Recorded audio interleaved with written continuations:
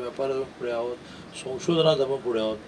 त्यामुळे एक unique city ही develop झाली. एखाद्या वेळेस क्लायमेटचा जो बॅलन्स आहे की इथे थंडी टोकाची नसते, इथे पाऊस टोकाचा नसतो, ऊन टोकाचा नसतो, तर बॅलन्स सीझनचा माणसाच्या शरीरावर, बुद्धीवर, विचारावर, कार्यतत्परतेवर परिणाम असतो. तसं झालं असेल, पण एव्हरीथिंग इज एअर. पण त्यामुळे आम्ही खूप चांगलं करू. राजी आता त्यावेळेला अधिवेशन आहे, त्या काळात सी एमना कसं आणायचं, डी सी एमना कसं आणायचं.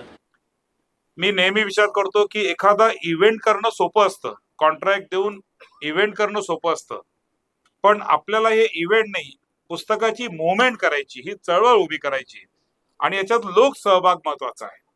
आणि मी आपल्याला सांगायला मला आनंद होतो की यावेळेस सुद्धा आपण जवळजवळ 4 नवीन विश्वविक्रम पुस्तकाचे करणार आहोत.